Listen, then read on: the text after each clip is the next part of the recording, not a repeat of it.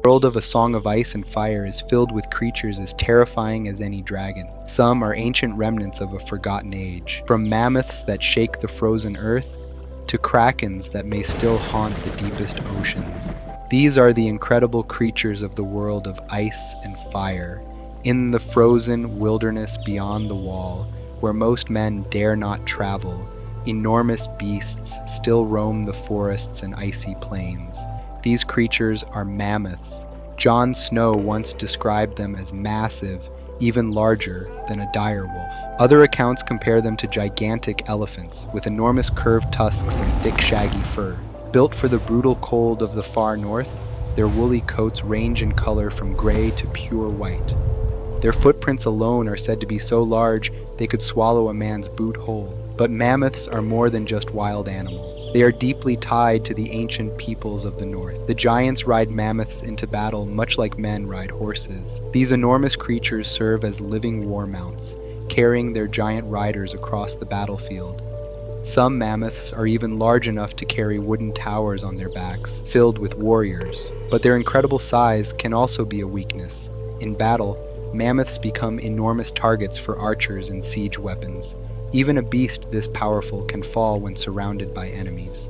Long before the rise of the Seven Kingdoms, legends claim the children of the forest called upon mammoths to fight beside them during their ancient wars with the first men. Yet even creatures this powerful could not stop the spread of mankind across Westeros. Today, mammoths are incredibly rare. While they once roamed much of the continent, only a few hundred are believed to remain, most living deep in the forest beyond the wall. Others are rumored to roam the distant lands of Ib, near the trading island of Ibn. But even in recent history, mammoths have appeared in some of the greatest battles of the north. During the invasion of the wildling army led by Mance Rayder, giants rode mammoths into the legendary Battle of Castle Black. The battlefield echoed with the sound of trumpeting mammoths as the massive beasts smashed through trees, trampled soldiers, and shattered battle lines. Some of the wounded creatures went berserk in the chaos, crushing enemies and allies alike beneath their massive feet. In the end, despite their incredible strength, the wildlings were defeated, and the surviving mammoths fled back into the frozen wilderness of the far north. Today, these giant beasts remain one of the last living relics of the ancient world, a reminder that beyond the wall, the age of giants has not yet fully ended. In the deep and stormy waters of the world of ice and fire,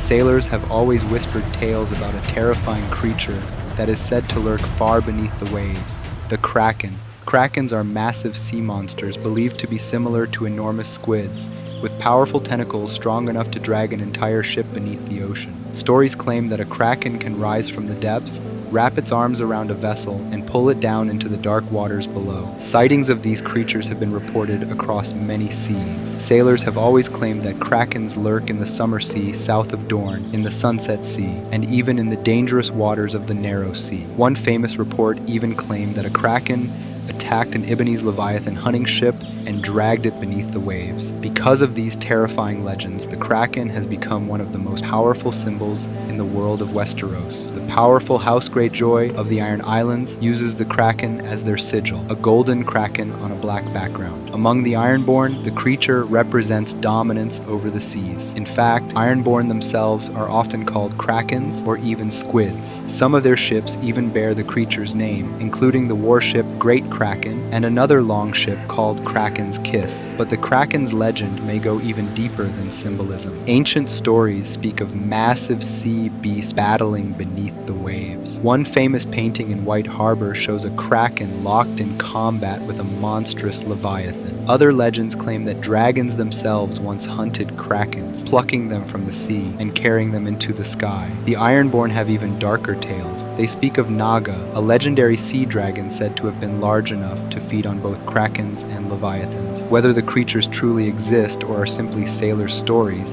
is still debated, but reports of Kraken sightings continue to appear across the known world. Some claim that storms, bloodshed, and shipwrecks draw them toward the surface. If that is true, then somewhere beneath the waves, in the deepest parts of the ocean, these ancient monsters may still be waiting. For thousands of years, the direwolf has been the sigil of House Stark, but in the story of Westeros, these wolves are more than just symbols. The direwolf pups of House Stark serve as a reflection of the Stark children. Like with Jon, who is given the only pup whose color is as white as the snow, a subtle reminder that Jon will always be a bastard in name. In the A Song of Ice and Fire books, it is said that the Stark children are considered potential or active wargs with a deep magical connection to their direwolves.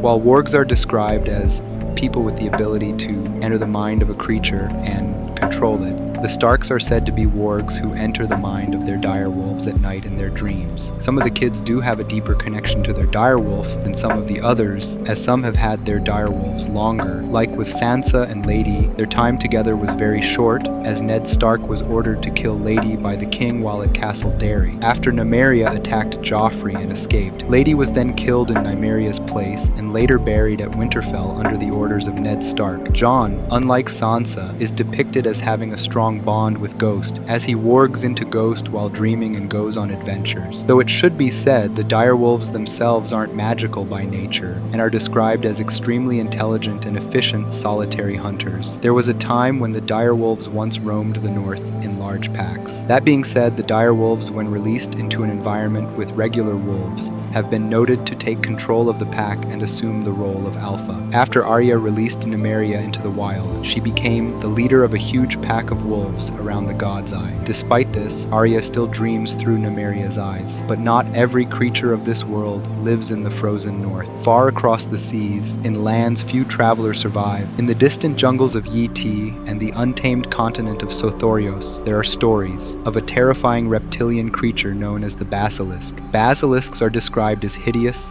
aggressive reptiles, far more monstrous than any normal lizard. These creatures are also said to infest the deep jungles of Yi Tai, but their true habitat lies farther south, on the deadly islands off the coast of Sothorios. These islands are known as the Basilisk Isles, and they earned their name for a reason. Long ago, basilisks were so numerous there that the islands themselves became forever tied to the creatures. Even today, large populations of basilisks still inhabit Basilisk Point. Some are small, others are massive. They are said to grow twice as large as adult lions, but their size isn't what makes them deadly. It's their highly venomous blood. It's so potent that it has become the weapon of choice for the faceless men. They are said to mix the blood of a basilisk and create a paste that they then put onto the food of their victims. It's said to be savory in scent, but also with far darker effects. It's said to induce a violent madness. In a world already filled with dragons, direwolves, and shadowy magic, the basilisk stands out as one of the most disturbing creatures of the known world. Not because they breathe fire or know shadowy magic, but because they can turn even the smallest creature into something dangerously insane. Before the rise of kings, castles, and the Seven Kingdoms, another race walked the lands of Westeros. The Giants, a race of massive, sentient humanoids that once lived across many parts of the known world. Evidence suggests they were not limited to Westeros alone. Bones believed to belong to giants have been discovered in caves across Essos, hinting that their kind once did travel far beyond the western continent. Some stories even claim that giants once lived on Ib, the massive island homeland of the seafaring people of Ibn. Some claims suggest that the Ibn people are actually related through prehistoric primitive roots, but their greatest legacy is tied to Westeros. According to the Meisters of the Citadel, before the arrival of the first men, Westeros was inhabited by only two intelligent races, the Giants and the mysterious Children of the Forest. That changed when the first men crossed into Westeros thousands of years ago. The first men waged a long and devastating war with the Children of the Forest. Eventually,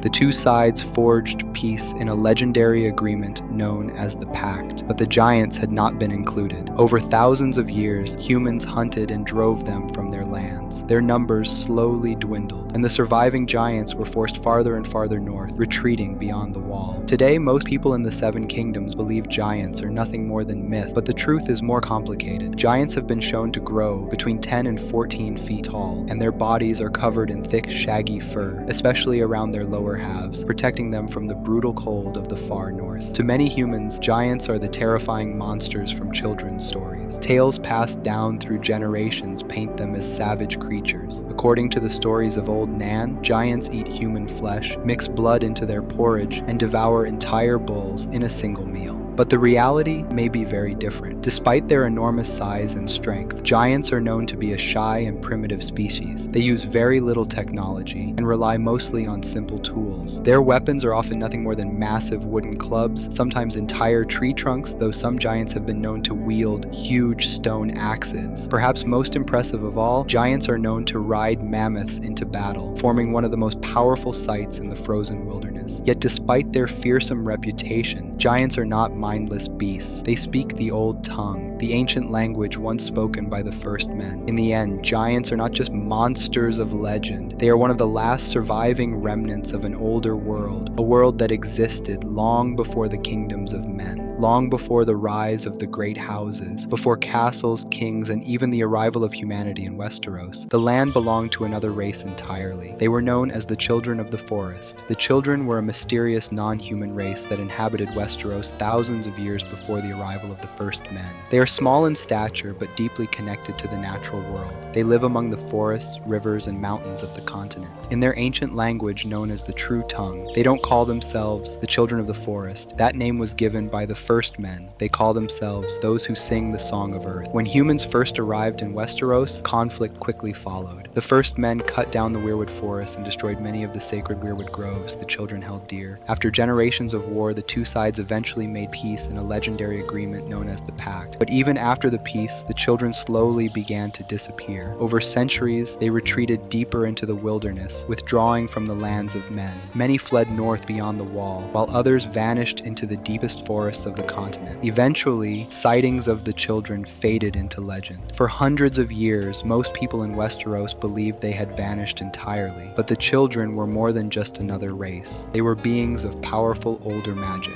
According to legend, the children possessed supernatural abilities tied to the natural world. One of their most mysterious powers was skin changing, the ability to enter the mind of an animal and control its actions as if it were their own body. They were also said to possess green sight, a rare magical gift that allowed them to see visions of the future through prophetic dreams known as green dreams. These dreams rarely showed events directly. Instead, they appeared as strange symbols and metaphorical puzzles that hinted at what was yet to come. Because of these powers, many believe the children were among the first practitioners of the ancient magic that once flowed through the forests of Westeros. In the end, the Children of the Forest remain one of the greatest mysteries in the world of ice and fire. Far to the east of Westeros, beyond the vast grasslands of the Dothraki Sea, lives a fierce and mysterious nomadic people known as the Jogos Nai. And unlike the Dothraki, they do not ride horses, they ride zorses. Zorses are strange and powerful mounts with striking black and white striped coats. They were originally bred by crossing horses with a striped animal native to the lands of Yiti and Ling. Over time, however, these hybrids were bred so consistently that they eventually became their own stable species. But zorses are not gentle animals. They are known for being fierce, aggressive, and extremely foul-tempered, yet these same qualities make them perfect war mounts for the ruthless Jogos Nahai. Zorses are incredibly hardy creatures. They can survive for months on little more than weeds and devil grass, and are capable of traveling vast distances without water or food. Because of this endurance, they are perfectly adapted to the harsh plains north of Yitai, lands far too dry and barren for normal horses to survive. Zorses are also deeply tied to the culture of the Jogos Nai. The nomads are said to drink fermented zorse milk, and the hides of these animals are considered valuable trade goods throughout the eastern world. Travelers to the great city of Qarth can even see zorses depicted on the outer walls of the city, alongside paintings of other exotic creatures from distant lands. Even Daenerys Targaryen once received a striped zorse as a gift from the Jogos Nai when she visited Qarth. Though she later sold the animal to raise money for her ambitions, the gift showed the respect these nomads held for the mother of dragons. Today, zorses remain one of the most unique and unusual animals in the known world. Proof that the lands far beyond Westeros hold creatures just as strange as any dragon or kraken. Far to the south of Westeros, beyond the known maps and civilized kingdoms, lies a deadly and mysterious continent known as Sothoryos. It is a land of jungles, ruins, deadly diseases, and terrifying creatures. Among the most feared of them are the wyverns. Wyverns are described as a species of massive reptile that rule the skies of Sothoryos, with enormous leathery wings, cruel beaks, and uncontrollable uncontrollable hunger. These creatures are some of the most dangerous creatures in the world. Though smaller than dragons, wyverns are often said to be even more ferocious. Because of their constant hunting and aggressive nature, they are known by a fitting title, the tyrants of the southern skies. Their presence is one of the many reasons why Sothorios remains largely unexplored and thinly populated. But wyverns are not a single creature. There are many different varieties that inhabit the jungles and swamps of the continent. One of the largest types is the brindled wyvern, a powerful breed with green and white scales that can grow up to 30 feet long. Even larger still are the swamp wyverns. These creatures may exceed the size of brindled wyverns, but they are slow-moving and mostly inactive, rarely flying far from their swampy lairs. Another type is the brown belly wyvern. Individually, these wyverns are small, barely larger than monkeys, but what makes them deadly is their numbers. Brown bellies hunt in massive swarms, sometimes in packs of 100 or more, overwhelming their prey through sheer numbers. But perhaps the most feared variety of all is the shadow-winged wyvern. These nocturnal hunters have jet-black scales and wings that blend perfectly into the darkness of night. In the skies after sunset, they are almost completely invisible until it is far too late. Yet the mystery of wyverns goes far beyond their deadly reputation. And yet the most disturbing theory about wyverns is not how deadly they are, but what they may have become. According to the famous scholar Septon Barth, wyverns may hold the key to one of the greatest mysteries in the world, the origin of dragons. In his controversial book Dragons, Worms, and Wyverns, Barth proposed a shocking theory. He believed that the ancient old Valyria did not simply discover dragons, they created them. According to Barth, powerful blood mages of Valyria may have used dark magic to combine wyverns with other creatures, shaping them into the dragons that would eventually serve the Valyrians. These dragons would then be bound to the legendary 40 Dragonlord families of Valyria, including the house that would later rule Westeros, House Targaryen. If this theory is true, then the dragons that once conquered kingdoms may owe their origins to the savage wyvern still ruling the skies of Sothorios. If you'd like to explore more of the forgotten lore of this world, make sure to subscribe for the next journey into the history of Westeros. And let me know in the comments what other creatures, mysteries, or legends from the world of ice and fire you'd like to see explored next.